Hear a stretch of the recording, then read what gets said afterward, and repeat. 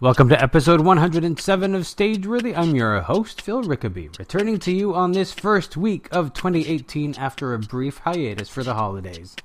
I hope you had a great holiday season and that 2018 holds much love, friendship, and great theater for you. If you want to drop me a line, you can find Stageworthy on Facebook and Twitter at StageworthyPod, and you can find the website at stageworthypodcast.com. And if you want to find me, I'm on Twitter and Instagram at Phil Rickaby, and you can find my website at philrickaby.com. My guest this week is EmmaClaire Brightlyn, stage and film actor and action designer based in both Toronto and Glasgow.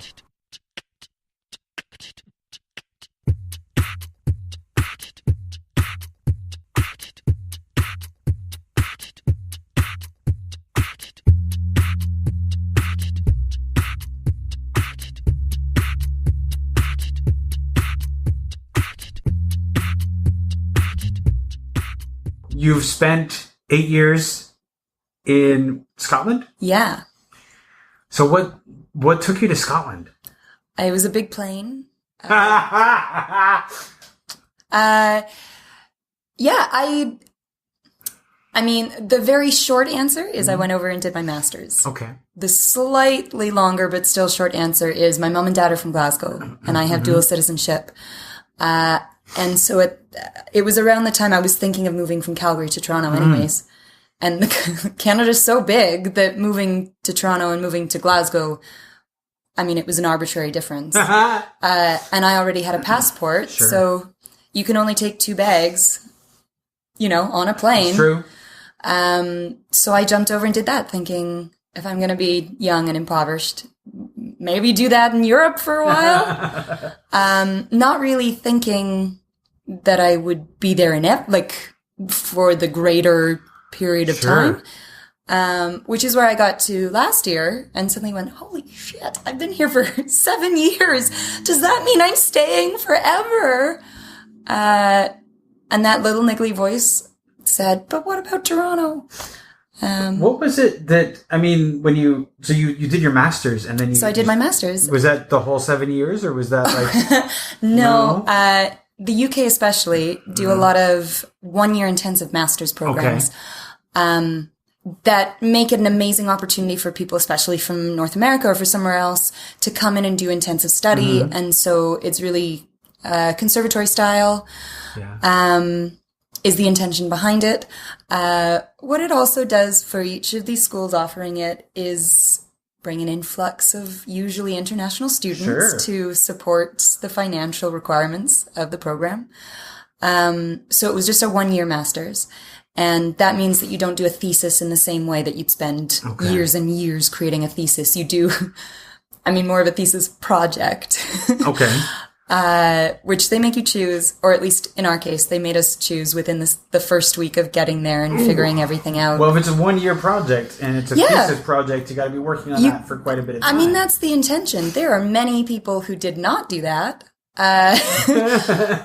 My take on this, and I will always attribute to Stassi Schaefer, who's an amazing director who is also on the course. She did the directing stream.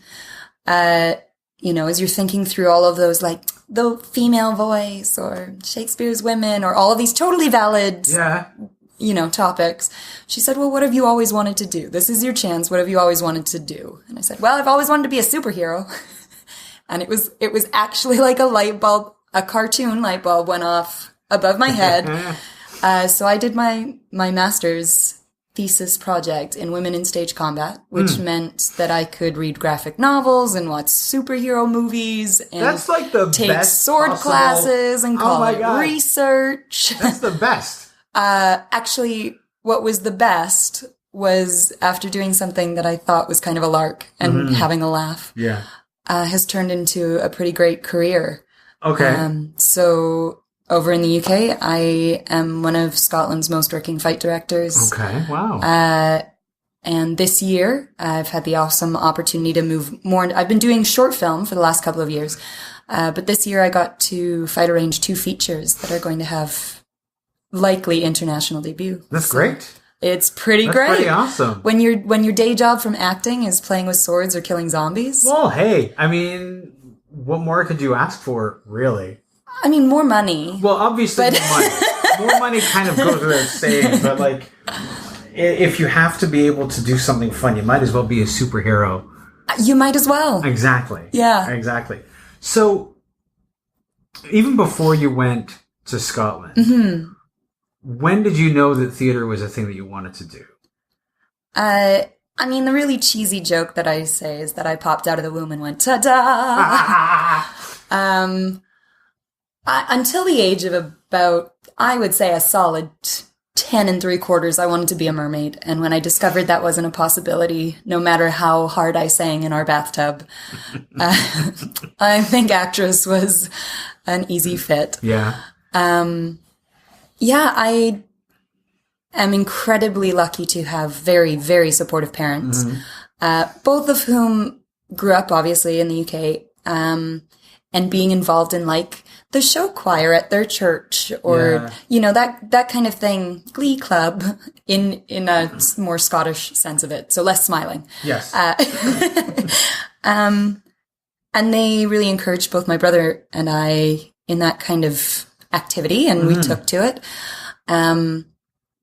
And, you know, getting to that age where you're choosing careers, I did well in school and could have done a number of things, I'm sure. But this was what I just decided on. That was it. And I remember my dad telling me in university, I think it was maybe the second or third show of university that they came to see. And he just said, you know, for all the time I thought you were just having fun, this is what you're meant to be doing. You're just meant to be doing it. So, yeah, I mean, I've often said it'd be really nice if I could have any idea of doing anything else that, you know, might have a salary. Well, that's the hard thing about this industry. And, you know, when I was in theater school, that's one of the things that they said is, like, if you could be happy doing something else, do it. Yeah. Do that. Yeah, I mean, I think I'm extra insane because I just got to the point in Calgary before I left that I had enough connections that I was starting to make a comfortable living and didn't need the waitressing job in the same kind of capacity. And then I moved to Scotland. And did a master's, which was an excellent handshake into the community, but the most expensive handshake. And over the last 4 years, I've been working solely in the industry, which is also pretty great and getting to a pretty comfortable situation. Yeah. So, of course, that means I should move across the world again. And now in my mid-30s, get to feel that wonderful pang of desperation. So having, like, finding yourself in, like, a spot that's, like, you know, you're working pretty steadily as a fight director, and you're doing fights for, you know, you're doing fights for these feature films and things. What is it that made you decide that you wanted to come back to Toronto? Well, here's the thing. Okay. I just want it all. Okay. I kind of, I do a lot of writing lists for myself, and, for anyone listening in the podcast sphere, The Artist's Way is a thing that I recommend to people all the time. Not that I've ever completed it. I sort of pick it up and put it down, but I really attribute something to writing your goals down, even if they change every day of the week, but it's making something that's just in your head physical. Sure. And I was doing that at a time of transition, sort of, you know, going from this is where I'm at now, where do I want to be going? And on those lists, it kept coming up as I want to work internationally. I've got 2 passports. I want to be able to do that. Funnily enough, being a giant Canadian girl in Scotland is not really a casting bracket they're looking for. And I worked really hard and got to do some excellent acting work. Yeah. But nothing like, even in the month I've been here, the opportunity and the auditions and things like that, they just weren't there. Sure. I mean, Scotland is a much smaller country anyways for that. Sure. So there was part of me that was really still wanting to see what else I could do as an actor, and being in a better casting situation definitely helps. And I also wanted to go international, and it's knowing that will never happen unless you start making it for yourself. Sure. So before family or mortgage or any of that kind of stuff really settled in, when it was still almost acceptable to be completely broke, and that was like cool and not like really sad. Yeah. I figured this is the time to do it. Yeah. And I have enough stuff rolling in the UK that I get to sound really awesome by saying, I mean, I arrived in September and was here for about 2.5 weeks to set up, then went back to Scotland and choreographed and got up a show. Yeah. And then I'm back here, and in January I'm going over and I'll be doing, working on a couple of shows, and I might be doing a workshop and teaching. Nice.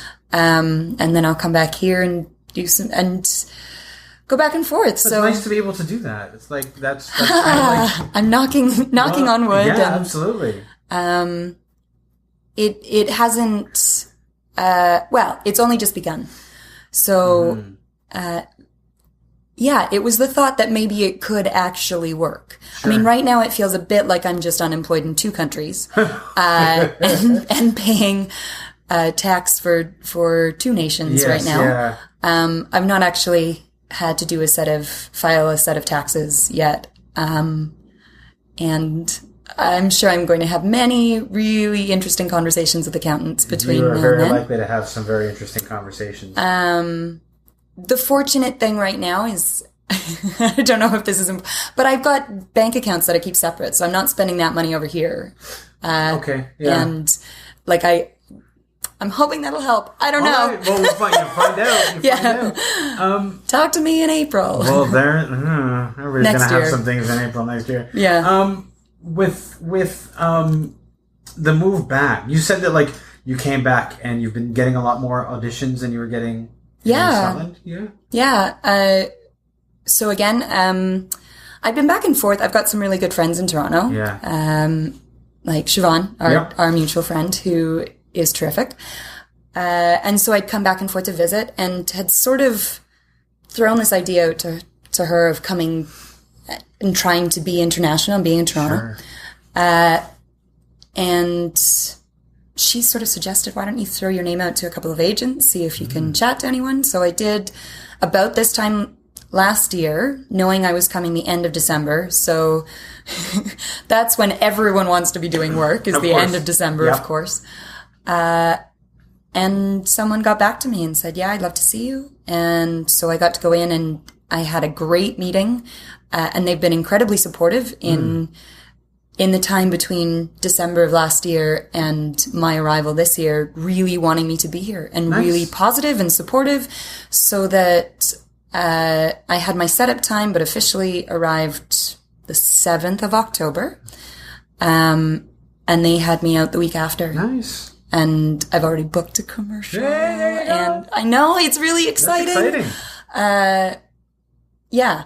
I mean, going on the auditions is part of the work. Yeah. Booking it is another part of the work. Yeah. And all of that takes time. Mm-hmm. I mean, in my wizened old age, being haggard as I am, I mean, I've done this big jump. This is now my third time. Mm-hmm. So I know that it starts at the bottom again. Yeah. Luckily for me, I'm with an agent who is very clear that my bottom is not the same as a 21-year-old's bottom. That now sounds like I'm talking about something different. That's not the way that meant to. Yeah. Yeah. But I think we understand what you mean. Yeah. Is you have a body of work and things on your resume that are from somewhere else, but I'm sure that when you say that you were working in Glasgow and in Scotland, that it sounds very impressive. Oh, it sounds... you should see people's eyes light up. I'll bet. The wonderful thing, actually, in Scotland, Glasgow very specifically, is they really encourage new work and making new work. Okay. Which doesn't have to be in that sort of conservative view of a play that has a director, that has a script that someone wrote in the same. So I've done a lot of creation and self-creation and devising projects. And so that means I'm coming here and I've already been approaching people. So I'm hoping that it looks like in 2018, I'll be getting to work and make work and develop some programs. And try and find ways of offering that up to people.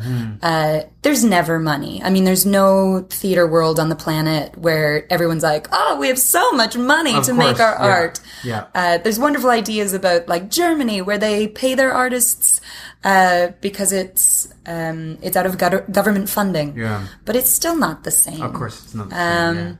So what are the other things that you can offer when money is obviously hard to come by? What are the other ways of support? And I've worked in a situation where sometimes that's 6 of your friends sitting around a couple bottles of wine and reading someone's script and then talking about it. Because what that does for that playwright, or what that does for that potential director, or actors wanting to see how it sounds with other people. You know, that's a huge part that counts as development. So now when you apply for that project, for the actual money, you can say you've done that development time. And you have you're that another step ahead. Or if you can find space, then though people may be giving their time in kind as opposed to for a financial payout, what that means is you're closer to a product. And it's the products that you sell. Unfortunately, right now, the process is not a thing that gets paid for, but retroactively it can. And in my quest for international status, finding more that I can do here and take there, and vice versa, is really exciting to me. Because likewise, over in Scotland, saying, "Oh, I'm going off to work in Toronto," that sounds great to them. You know, and 8 years is a long time, so there's people that I know in Belgium and people I know in Sweden. And in that same kind of, the way you have a friend in New York, so you can go crash on their couch, you know, you have that friend in I don't know, Rome, that you can say, well, I've got a show, there's a festival, can we crash on your couch?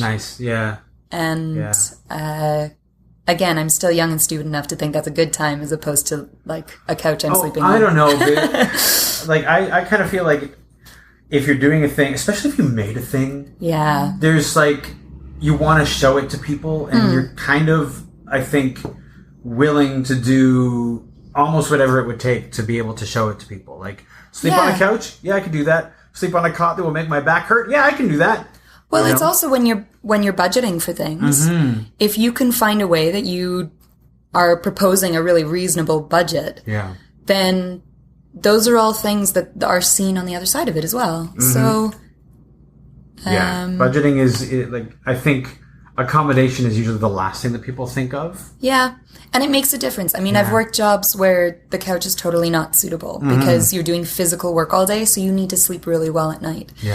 And likewise, I've done smaller projects where you get like a huge bed and you're like, I think you spent like this money would have been great to go into my pocket. Or to give us dailies, right? So our food is paid for. There's all sorts of ways of bundling it around.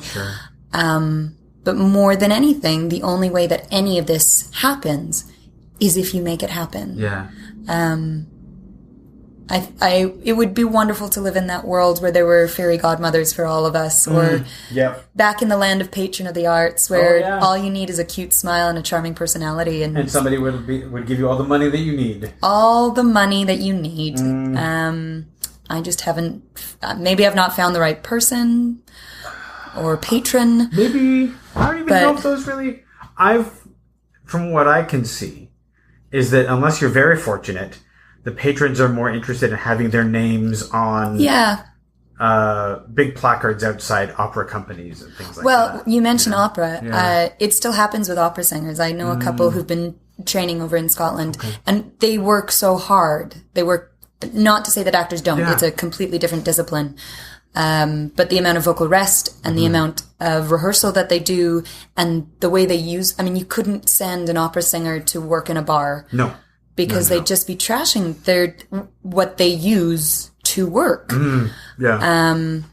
So I know that there are still a lot of programs for opera singers at a higher level, at least to support training and their first couple of years out, which makes me super jealous. Of course it does. But but it's also revered in that capacity. Opera is still sort of the highest status of all. Sure. All of the performative arts, I would say. I feel like that might get backlash, but it still has a... there's a certain... People think, it's just singing, but opera singing is not just singing. It's like a full body singing. It doesn't... And it still exists in the world of melodrama. It's somehow survived, so they're not just paring it back, so a black box and you in a black leotard on stage. I mean, that's never it. No. You go and you get to experience something really full and lush, and that they create a world big enough that when these notes come out of bodies, it's not shaking the scenery because there's enough scenery to hold itself down. Yeah. Now, you were mentioning about how in Scotland there's like a real culture of making your own work. Mm-hmm. I think that's something that's growing here. Well, slowly. This is one of the things I've been asking about. Mm-hmm. It's really cool to get to be this age and coming to Toronto because there are a handful of people that I either trained with or knew 10 years ago, or, we did that crappy little play in that church basement or whatever, that have stuck around by the, skin of their teeth to be here and now are making really interesting stuff. Yeah. Which is exciting. And so I've been reconnecting with people and finding out where it's at because on the whole, Canada still has quite a conservative theatre scene. Which I'm sure everyone widely accepts. Things coming out of French Canada, Montreal, and Quebec have a different energy about them. Yeah. There's definitely a buzz in the UK for Quebecois playwrights and lots of translations and things. But overarching, there's a really solid but still conservative theatre scene. Says that's a blanket statement that I'm brand new and hoping to be proven wrong on. Part of that also is because we're such a baby country, as opposed to these places that have been making and creating and failing and are right next to each other to see things. I mean, it's not impossible to go to Germany to see a show and, when you holiday in Portugal to see whatever's happening there, or festivals where these people are around each other all the time. Sure. What is exciting is to come back and there be as many programs for new writing available. I don't know how much they're used. I mean, I work directly with playwrights and dramaturgs quite a bit in Scotland. Playwright Studio Scotland is one of the biggest supporters of work. And I mean, you can be Joe Schmo off the street and walk in saying, "You have playwrights on your wall. I want to be a playwright." And they will give you as much time as they would David Gregg, or some of the great playwrights that are working all the time, so that you have the tools to see if you have stories to tell and the capacity to tell them. And it would be exciting to see how much of that is here. And so those are things that I think I want to find for that community that might be existing here. And if it's not, before my chutzpah runs out, to try and start it up. It's interesting because I think that in, at least in Toronto, which is the scene that I know best, you have people who are pushing some boundaries and trying to do some really interesting things. And you have people who, if I see another living room set when I walk into a theater, and you know what? I've been guilty of it, but it's like every play, living room set. It's, Yeah. Well, it's like the joke that Canadian plays are about, trees and rocks. Trees and rocks and farms. And that's a place to start. And what's really cool in any theatrical movement has been that it starts in something that people get so frustrated with that they want to blow up. Actually, the last living room set play that I saw in Scotland, it was in Edinburgh as part of the International Festival. I say name dropping because that's the thing I go to all the time. Every year. And it started, and it was, I went with a couple of people, and all of us felt really strange about watching this completely realistic, 3 walls up, and there were doors, and side tables that had coasters. I mean, the detail in this room, it was irritating because it was like walking into a showroom, and you don't see that very often, and it felt, quite constrictive. And it all was a massive payoff because in the very last scene, they have a massive fight and they like rip things off the walls. So paintings are pulled off the walls, and those tables with the coasters are picked up and chucked, and plants are smashed, so that the final picture is the room almost became this character. Sure. Interesting. I would love to see something like that. Yeah. I would love to see something like that. A lot of times things end up set in the living room because we don't know where else to set them. Yeah, but I think there's so many outside the box ways of doing things. Sure, yeah. One of my favorite plays, which I hash on people all the time in Glasgow, is White Biting Dog. Because it's so mad. Yeah. And it's one of those things that actually a lot of people sort of embraced, going, oh yeah, we get that over in Scotland. Whereas here, you hand that to any designer and they're like, wait, dirt, living room, yeah. all these locations. How do we, so it's just, it's part of that growth and part of that challenge. Sure. And I'm sure there are not just new designers or new directors coming up, but older ones or working ones that are wanting to go, well, let's do something different. Let's see how much we can challenge an audience, or how much can we go, they're smart enough. They know that guy's sitting down. So that can be his living room. I really feel and I sort of started developing a little more cynicism after reading a book called Theatre of the Unimpressed. Sort of really? Did that not set you up for? No. I mean, I went in with that book, sort of like, oh yeah, you want to tell me this theater is shit, Yeah. But they ended up making some really good points about, and the author talks a lot about Canadian theater specifically, but it could be anywhere. But about how we've spent so much time crafting really well-made plays, and he always puts that in quotes, the well-made play, where everything is paid off. Yeah. That you can almost bore an audience because they know that everything's going to be paid off, and they can usually guess how it's going to be paid off. And that we've bored our audiences, and that's why the hand-wringing about where our audience is going is caused by. That, again, is an interesting thing in Canada, because we're a baby country. Yep. But the theatrical growth of the nation has been interrupted by technology. Yeah. Because instead of having a culture of hundreds of years of people gathering to see theater, which in Europe has been going on because as a community builder, as a cultural accepted thing, whether you've got pantomimes at Christmas time, which is some people's only reference to theater, but they get what theater is and want to go. Yeah. It's not like, I'm not going to pay my money on that. I mean, people spend atrocious amounts of money to see really terrible panto. Oh, yeah. And they love it. So there's, whether it's that or really highbrow art or really challenging different exploratory kind of work. Sure. I mean, that's been happening over there.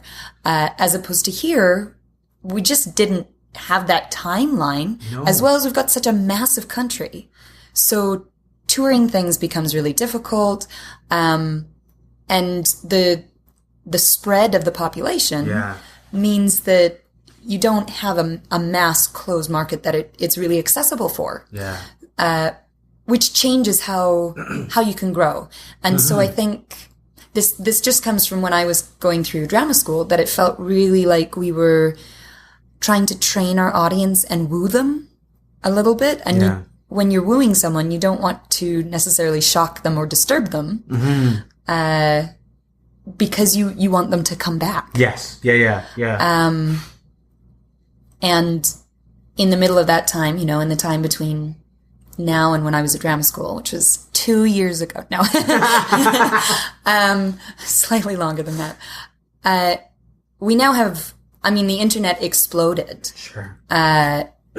And there's cameras on everything, and there's online personality. I mean, the online personality thing is massive, because you've got people who really understand that medium, some of whom are very theatrical, even though it's an online web-led platform, I suppose.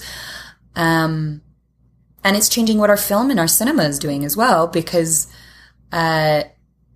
it's making us have to prove more that the professionals are actually professionals. Yeah. What that does for not making an unimpressed audience, I don't know. I think with everything, it's taking a chance. The horrible thing is you take a chance and you might lose all of your money. That's, and the I money think, is in some cases, the thing that keeps people from taking those chances is the not wanting to lose that money. So you go with what's safe.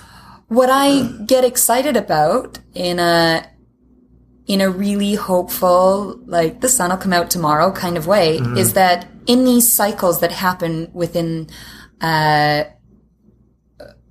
money and funding and all of that, because they do happen, and the economy, the interesting stuff comes from the bottom, comes from those people who go, well, we don't have any money, but what we have is a great idea. And so how much can we scrimp and pull together to chuck out there to do something? Yeah.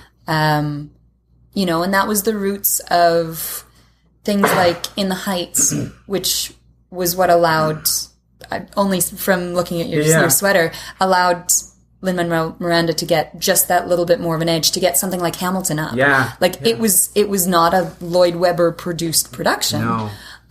Even more so, something like You're in Town. Yeah. Or Avenue Q. Like these things that started way, like they will have started in somebody's basement. Yeah.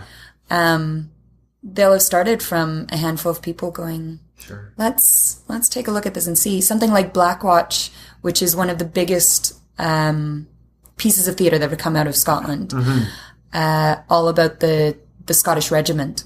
And if you ever get a chance to see it when it tours again, you should, because it's an incredible piece of theatre. There's almost no set in that. And it was, you know, let's see what we can do with 9 guys in a room. Sure. And then it just got big and got really exciting. So those are things that can happen. Yeah. It takes people saying, instead of, oh, well, there's no money, what can we do? It takes you going, okay, we've got no money, so what else do we have? That's actually something that I see a lot more in the indie scene in Toronto, is like just people like, we're just going to make this happen and we're going to do something interesting. Well, and the constraint of not being able to buy to like throw all the money at a problem can really give you some very interesting solutions. Well, we see that in cinema all the time. Yeah. That the big projects that have all the money thrown at them can still suck terribly. Yeah, absolutely. And these little films that come out of nowhere, like What We Do in the Shadows, where it was a minuscule budget and every single penny of that went somewhere. Yeah, absolutely. And the project was just more realized, and there was more heart and more need to tell that story than a superhero movie. Take your pick. What's interesting is, you mentioned Hamilton. I saw recently somebody say that by all rights that project should have been abandoned. Like, in terms of risk, to say we're gonna create a rap musical about this, the Treasury Secretary, should have been like, somebody should have said no.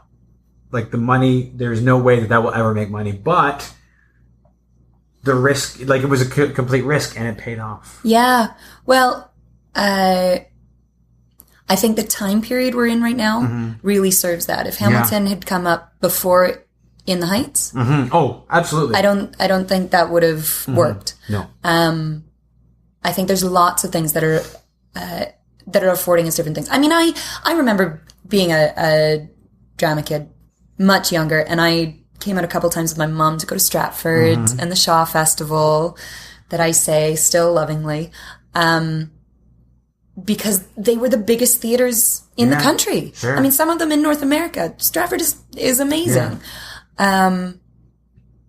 And seeing things at such a big scale that you want them just to be so good. Yeah. And the difference between something that is so perfectly good and something that's scrappy and has tons of mistakes in it. Things that aren't perfect. And where the heart comes within that. Yeah. It's changed even more so, because in the 15 years since then, I can see a change in the faces that I'm seeing on those stages. Yeah, absolutely. And the directors and casting. I'm really, really disappointed that I didn't get to see last year's season. And finding gender blind and color blind and just more interesting casting. Yeah. From what I understand, those big festivals are working really hard to do that. I think they are. They're doing as much. I think there will always be people who say they can do more, and they probably could do more. Yeah. But the fact that the faces that we see on the street, on the stage are starting to more accurately match the faces that we see on the street. Yeah. Is a great thing. Well, and I can say that from the audition rooms that I've been in. Yeah. That's a really exciting thing to see. Yeah. And we're not going to be able to see it overnight. I think in 10 years from now, it'll be enough of a difference from 15 years ago that'll be the telling point. Yeah.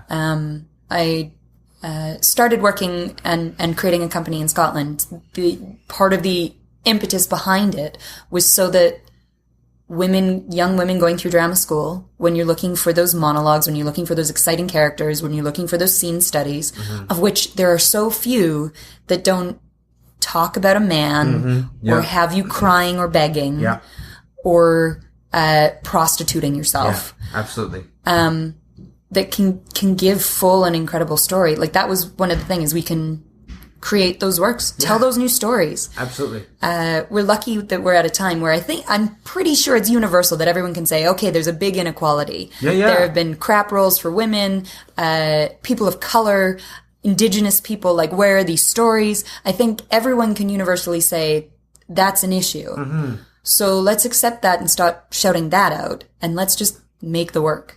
Let's just tell those new stories. Absolutely. Because I think one of the things, you having recently come back, you may not have experienced the ever-present diversity panel, which we have. Haven't. Every so often, somebody will put together a panel on diversity and get some people of color to talk to the room about diversity and its importance. And we're still having the conversation and sort of not doing a whole lot about it in some cases. Yeah. I can look at Factory Theatre, and Factory, headed by Nina Liakino, is like very much like people of color, like women playwrights, women directors, and people of color, like, because the artistic director, being a person of color, has a vested interest. But we've rightly taken a Canadian stage company to task for many years about their lack of diversity, both on stage and off. But it's something that almost always, at least once or twice a year, we have the panel. Sometimes we see the same people on all of the panels, and they're tired of having the conversation, but they feel like they have to keep having the conversation. Well, and right now we do. I have had many conversations with my white male friends who feel like they couldn't pay to be cast in something right now. But those are the ones who aren't working. Yeah, it's when you're not working, and when you feel like, oh, they're like, and I will see statements by people, not necessarily in theater, but generally that being a white male is a very difficult thing right now. And I'm still like, no, it's not. Well, it's comparative to what it was 10 years ago. Sure. or even 5 years ago. When equality is, and this is one of those things, like when equality starts to happen and your privilege is taken away, that can feel like inequality. Yeah. But it's really just like things evening out. And I would say across the board, not just within theater, having diversity policies is maybe not a perfect answer. That, you know, it almost looks like you need one of every crayon in the Crayola box in order to make it. But it's a start. Yeah. And this is the thing. Because in order to actually make the change, you have to offer those opportunities. Sure. Because you've got white actors in their 30s and 40s who have had all these opportunities because they've had the last 15, 20, 25 years of building a resume. And people of color at the same age who haven't had that opportunity because there hasn't been a maid role or the local drunk, or, I mean, some of these roles are so terribly written. Oh, I know. That I look at that and I go, well, you can't judge from a resume anymore. No. Who is more talented. Just like in any company, you can't tell from a resume who would be the best person for the job just because they've got, you know, so many markers of having worked there, worked at that place, because, there's more to it than just what's on the paper. Exactly. Yeah. And I think we are working towards more equality. There's more, again, I haven't been here I haven't been here before, really, in the Toronto scene. It's a very whitewashed scene in Scotland. Scotland as a country it's still predominantly white. Okay. There are a lot of Afghani and Pakistani, East Indian people who live there. I know walking down the street, it's not that you see all white people. Sure. But the diversity just is nothing in comparison to Toronto.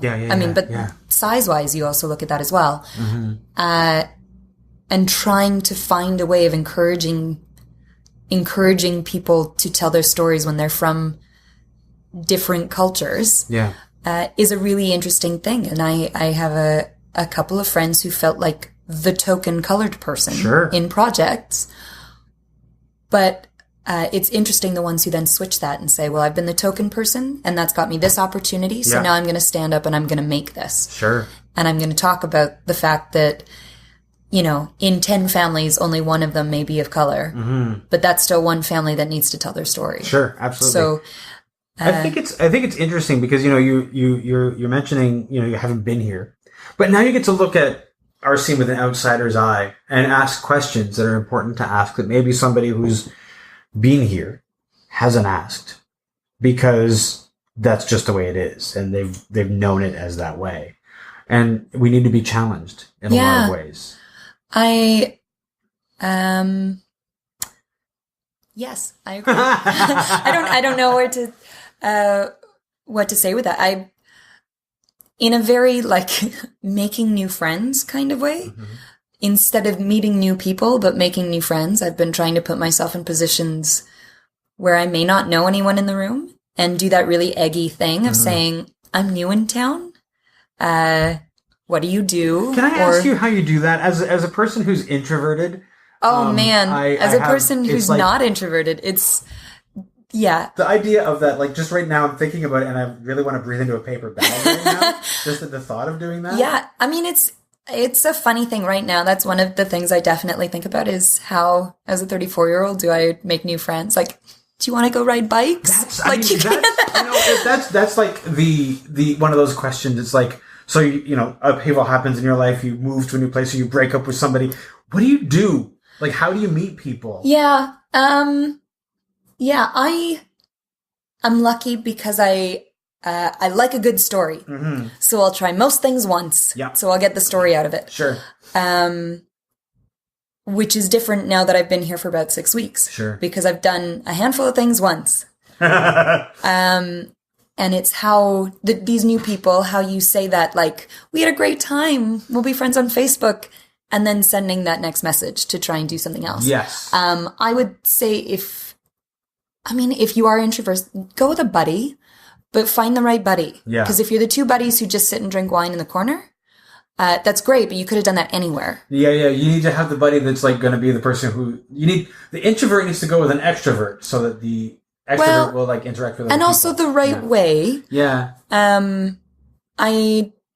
Nobody likes networking, that terrible word. Yeah.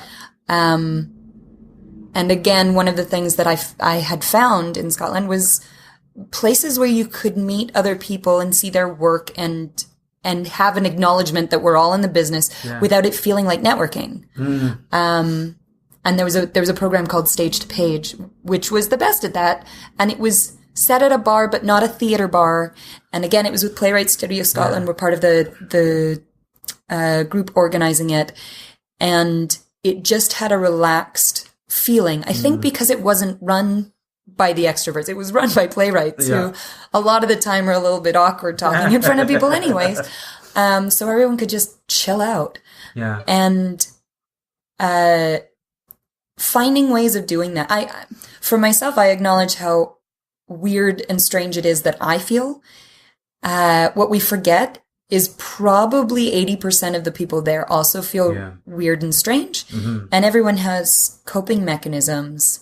So what are you working on? Yep. Question. Everyone asks it because you don't know what else to say. Exactly right. That's exactly why. right. Everyone hates answering it. Yep.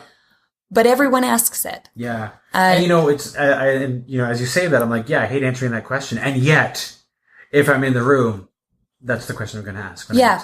So, as an experiment, I have tried, what has brought you joy lately? Okay. Or, what are you watching these days? Sure. Or, tell me something you're excited about. Yeah. Just an attempt to get them out of that. It's really talking to people about relationships, like, oh, how did you meet that person that you're with? Yeah. Is a great way, because people will talk about that for ages. Sure. Unless it's the end of a relationship, at which point you realize really quickly, and you'll probably hear too much about the end of that. Yeah. But it's a thing that I'm trying to do, especially because here they can tell me what they're working on, but I don't really know what that means. I also see people that when they're just talking about their work, it's usually because they're just scared shitless. Oh, absolutely, yeah. One of the things that I've often, ever so often, I think, it would be great if there was like a place where we could, like, I don't know, a Cheers for theater people. Like, we could go and, like, that there's going to be people there. And maybe they have a board game night. And so everybody, instead of like asking, like, what are you working on? Everybody's like, so what game are we playing tonight? Or something like that, Just a place to go and build community, which is something we don't often get to do. Yeah, I think Toronto's a really big city, just as far as size. One of the biggest things that I've been experiencing thus far is how long it takes to get places. And the transit system is great. No matter what people complain about, the transportation system here is really good. We love to complain. This is what we do in Toronto. We complain about the weather. Yes. It's too hot, too cold. We'll complain about the TTC. We love to complain about the TTC. People do. None of you have lived in Calgary, or if you have, holy, all things good. It's good here. It just is what it is. It's a public transportation system. Yeah. That's what it is. There are things beyond their control sometimes. Yeah. So, getting from one place to another place is often difficult, but things like Facebook are great for that. That's a terrific idea, Phil. I think, whether it be at some pub that's your local, throw it out to 15 of your friends and say, bring a friend. Yeah. That's how it starts. Yeah. We could go to Snakes and Lattes. Do you know Snakes and Lattes? I have heard about Snakes and Lattes, but I've not been there yet. You have to go. Yeah. That's what I hear from everybody. So as we start to close, I have to ask you one question. Is that a Star Trek communicator pin on your finger? As a tattoo? As a tattoo, yes, it is. My brother and I have matching ones. Okay. So we always have each other's coordinates. Oh my God! I know. I might cry. It went from geeky to like pretty cool. Really quick. Did. Yeah. Like really quickly. I went, oh wow, that's really nice. Yeah. Yeah. I have to say it's been one of the things in so many of my auditions so far that's been talked about. It was really scary as an actor to get a hand tattoo. Oh shit! Yeah. but I really dig it. And it was one of the things when I was moving here that I talked to my agent about and said, so, Star Trek. How about that? Did you say Star Trek get me on that show that shoots in Toronto? I mean, all of those words were involved in that sentence. Yes. Yeah. I mean, but who wouldn't, right? Exactly. I would be pressed to meet the person who was like, I do not want to be on Star Trek. No, of course. Get I don't know out. who that person is. I don't want to know them. Yeah, take a hike. Yeah. Yeah, but it's, funnily enough, boldly go. I worked for the Shakespeare Company in Glasgow, which are their summer rep Shakespeare. And one of the big themes of the company is be bold, be brave. So there's something in that that Star Trek message in there as well. Do they, is that like a conversation starter? Do people point it out a lot of the time, or do people just sort of like clock it and like go, okay? Oh, no, I judge people you're in or you're out. Yeah. There are very few people who are lukewarm about it in a kind of like, I don't really care. They're either like, really? Or, oh. Do you really meet people who are like, oh, Star Trek? I've met a couple. I mean, Really? they're not people I'm friends with. No, obviously not. Obviously not. Why would you want to be friends with those people? Right. But I did actually last summer while I was working at the rep in Glasgow, at a coffee shop. There's a certain coffee shop that I went to that the first, during rehearsals, the first time I went in, the barista was like, is that a Star Trek? I was like, yeah, it is. And I got discounts on everything I got there. I was like, hey, this works for me. Nice. It's also one of those universal bonders, I think. Yeah, it is. Well, it's like nerds when we recognize each other and people are like have a thing. We clock it and we go, you're my people. Yeah. You know? And it's gentle enough that it doesn't immediately require extensive knowledge. No. So it's not like seeing some of the obscure Harry Potter like casted spells, tattoos. A friend of mine got one of those and I was like, I feel like you're alienating. That feels more like a test. Yeah, like, exactly. More like I'm like if I go to Fan Expo and somebody's dressed as an obscure anime, that's a test. They're like, who is nerdy enough to know this? Yeah. They're my friend. But it's like, no, it's just like get a simple Harry Potter tattoo that everybody's going to recognize, and then everybody can be like, yes. Yeah. I see you. I feel, I feel at home amongst that level of geekdom sometimes. I was fortunate enough to find a group of people here that will let me come along and watch Star Trek with them, the new Discovery. And after the very first 2 episodes, we had a 45-minute discussion, which turned into the entire Star Trek canon. And the connections to the current program and the progression of the cultures and the different alien races within. And it was one of those very intriguing things that within about 2 minutes of that conversation, I was like, I am out of my depth. I may be the one that tattooed this on my body, but this is not a conversation. I can't compare those ship logistics to that forensic. There are levels of nerdiness that I like. That goes beyond mine. Like some of the stuff, like themes, things like that, I can get into that. But if we're gonna talk about like the minutia of like the ships, I'm out. Yeah, but how wonderful that it's created a world that people are so excited about. I mean, one of my favorite things about the human race is that Klingon is a language that people know. It's true. And people learn and continue to learn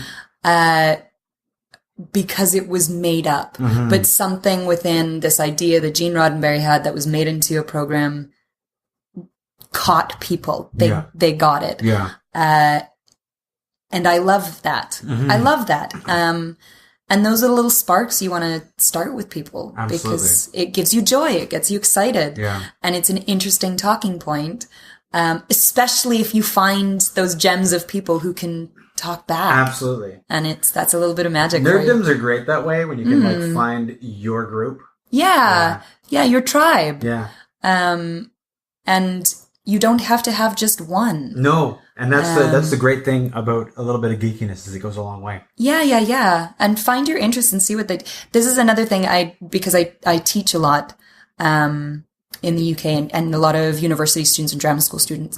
And the biggest thing I tell them all the time is find the thing that you really enjoy. Not something that you can sell, but something that you dig and gets you excited. If it is pole dancing, or if it is roller skating, or if it is obscure anime, or if whatever it is, find something that still can bring you a lot of joy that you just love. Because chances are that will serve you in a different way. Yeah. I mean, my ridiculous idea to be a superhero has turned into something that I can use. And I am grateful for that all the time.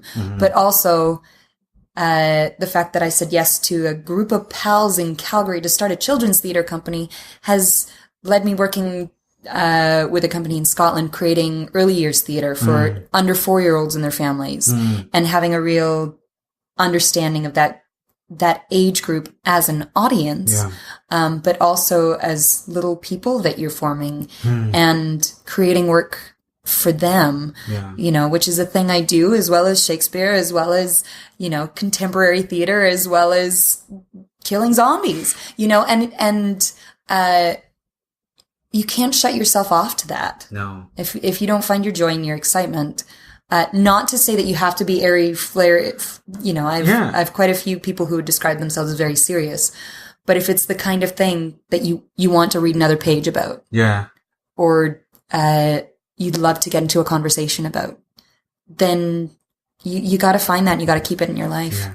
What I find interesting is, as you're listing off all the things that you've sort of been involved with, is just it sort of illustrates for me how being in theater has changed.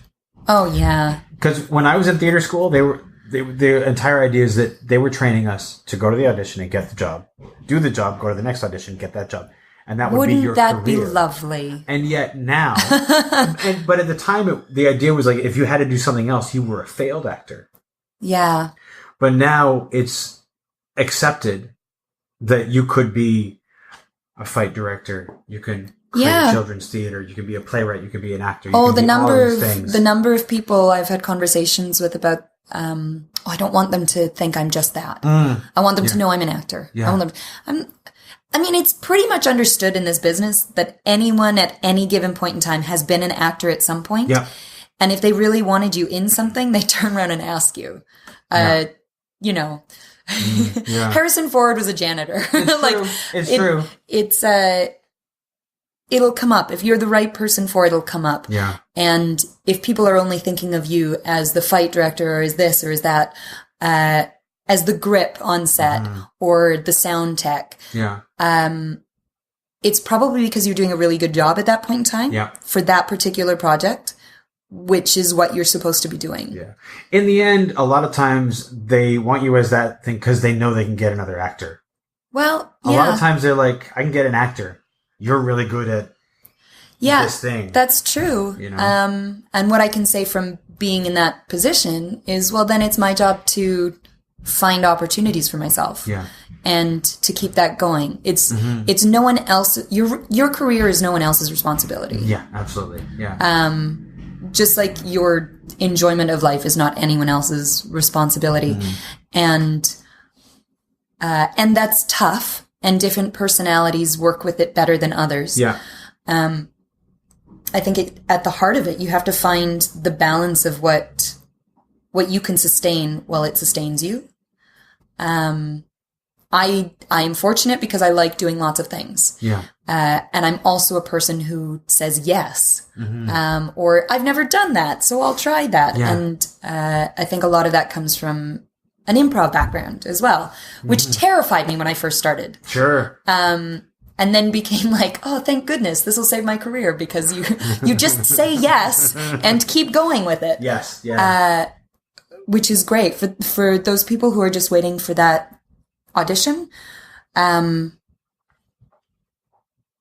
great to have that specific focus on it. Yeah. As long as it doesn't fall into a place of desperation. Yeah. I know some brilliant actors who have just that focus and can do that, and that's great. that opportunity didn't present itself to me to fall into the lap of that happening. Yeah. And I, maybe this will be it. It's funny because when I started, and when I got out of theater school, I really squandered a lot of time, anxiety and things like that. Really man. Kept me from going to a lot of auditions. We could talk for another hour about anxiety. Yeah. It can be really rough. Yeah. But later on, I discovered how much I really enjoy like making my own work and how fulfilling that is. Yeah. And so that sort of became like a focus for me. Is like, that's what I want to do, is make stuff on my own. Well, and this is the cool thing. There was a venue in Glasgow for a long time called the Arches that was internationally known, and it was inside the old train tunnels in Glasgow Central, so it was right downtown, like the easiest access point for everybody. And in these big old dingy, dirty tunnels where they had, I think, 6 of them, and some of them were fit into smaller studio spaces and some were bigger. And the whole venue was this mastermind brainchild that functioned as an arts venue as well as being a club. So if you go to Europe, people across the continent know about the Arches and going there to party.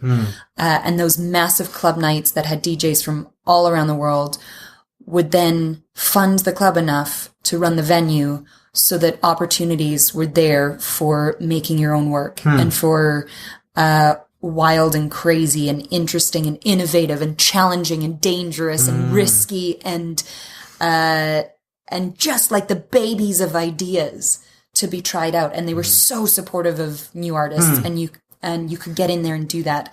And I'm so grateful that I got to experience that. I mean, there's so many things I loved about being in Scotland, but that as like something that changed me as a theater person, as a person in the arts, I think, was there because not only did they give that opportunity to the artists, which is great, there was an audience who came and saw those things. Yeah. And the audience wasn't just your friends. Yeah. Like there were just people who'd say, I wonder what's on at the Arches tonight.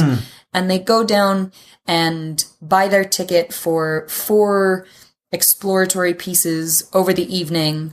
One of which would be, I don't know, like Tibetan throat singing. One of which would be some crazy modern dance. Invariably, someone would be peeing in a cup. And then you might see like a piece of genius. Sure. That was messy around it, but also something was there. And you could see that process of people trying to make stuff. And then you could also see the inklings of things. I mean, I saw a scratch performance of a show that's now toured all over Scotland, and the woman who created it is currently in Copenhagen studying, from that moment has created this sort of other part where she's working with National Theatre Scotland. Like, it's such a cool thing. Wow. From throwing some stuff together and giving it a shot and putting it in front of an audience and an audience showing up. Yes. Yeah. And that's one of those things that I hope to be able to find. And I mean, because Toronto's a newer city, it doesn't have a thing like that. Yeah. And again, the population density, because we're not all shoved together. You may feel like you are, but we're really not. We're not, because we'll have people who are like, oh, I won't cross the Don Valley. Like people who are like, in their area. And it just seems like so far to go to the beaches, or to Leslieville to go to the Red Sand Castle. Or to Parkdale to go to the Assembly. Totally. These things just seem so far away. And it's finding a way to make them feel less far away. I think when eventually that new line, I live just north of Eglinton, so when that new line is built, I think it'll change the world. Until then, Eglinton's a terrible place to be. I actually lived there for like the last 3.5 years. Oh, right. Here, so I know how, like, for the last year and a half, Eglinton's terrible. Yeah. I mean, I'm far enough away that I don't have to see it every day. But as soon as it's sorted out, it'll change things. It's going to change a lot of things, because suddenly things are going to be connected in a way that which will make a difference. But as far as venues, I'm still like the Harbourfront is really interesting because it always seems to have different stuff on, and it makes it quite accessible. I haven't seen a lot here yet because I've had setting up costs, and $50 or $70 to go see a night of theater feels it's quite a lot expensive. of money. It's a lot of money. It's a lot of money. And I find that a lot of theaters are not, if they do pay what you can, they're not advertising it anymore. It used to be that you knew that for some theaters, there's Sunday matinee was pay what you can, and for other ones, their Tuesday night was a pay what you can. Yeah. And you just knew, and now I don't see that so much anymore. And I can understand that because everyone's funding is cut. And so, I mean, that isn't a dig at them. It's just finding the way to make it accessible for people. Yeah. But there also isn't a venue where, or what I'm looking for is a place where you can put stuff together and it doesn't have to feel polished. Yeah. Where people can come and watch. We really like polished stuff here. Like, the Fringe Festival is sort of an example of that, where it should be a spot where you can do stuff that it might be a little rough, a little messy, and it's not perfect yet. And in some other places, like if you go to the Montreal Fringe, they eat that up. But in Toronto, we want it done. We want it and that's perfect. That's a thing that I'm gonna play with and see. Yeah.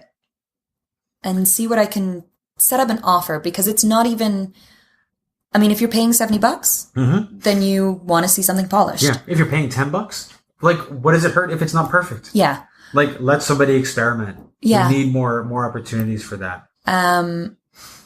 And because what that also does is it creates bravery, not just the chance to do it, but for someone doing that, realizing that the building hasn't started on fire, and that they have feedback to go and take whatever turd they laid and polish it a little bit.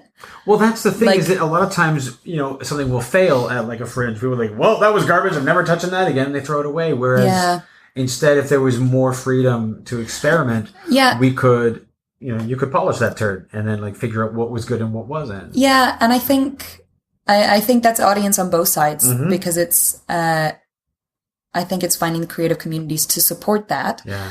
And taking away the pretension of it. I mean, I hold my hands up and say I'm a very pretentious person. I've paid a lot of money for my pretension. Yeah. So, but there's a difference. There's a difference between crap because people don't care, and something that's in process. Yes, absolutely. With people who do care, and that kind of enthusiasm that you can have about your best friend's piece, even if it's not quite there yet. Yeah. If you can find a little bit of that for the community around you. Sure. I mean, I get the lucky place of being new girl to all of this. Yeah. So hopefully not going too far Pollyanna with it, but I would really like to meet and explore and make crap and sometimes really terrible stuff and stuff that then gets better, or you keep trying it from different angles, and then at the end of it, you can either say, yeah, that was a great thing, or we know for sure we will never do that again. Yeah. And that's the kind of thing takes the time to polish, to practice, to work out the kinks. But maybe that's the thing that I can offer, is because I've still got that new energy. Yeah. I was joking with a friend back home that I figure I've got 6 months of being new girl, where like you stick your hand out to the wrong person and go, oh, I'm sorry, I'm new, I didn't know. So I figure I've got about 6 months of new girling it. So if I do things wrong, it can be like, oh, well, why don't we give it a shot anyways? Yeah. And just see if it takes. Absolutely. You should use that. There's a couple things. There's a couple things in the pipeline, so hopefully I'll send you a message back being like, hey, this is happening now. Yeah, I want to hear about that. Yeah. Are you on, aside from Facebook, which you mentioned, are you on Twitter, Instagram? I am on Instagram. I just joined this summer. I feel so old. I just joined this summer, and I love it very much, as MC Brightlyn. Okay. And I'm not on Twitter. And you have a website. And I have a website, which is EmmaClaireBrightLyn.com. Nice. Which I have to update more often. But it's, if you found this interesting, you can find out more about me at www.EmmaClaireBrightLyn.com. Awesome. And for the most part, that has links to what I'm up to on both sides of the ocean. Nice. and clips to things I've worked on and stuff like that. Great. Well, thank you so much. This has been a lot of fun. This has been great. So nice to meet you. Good to meet you too.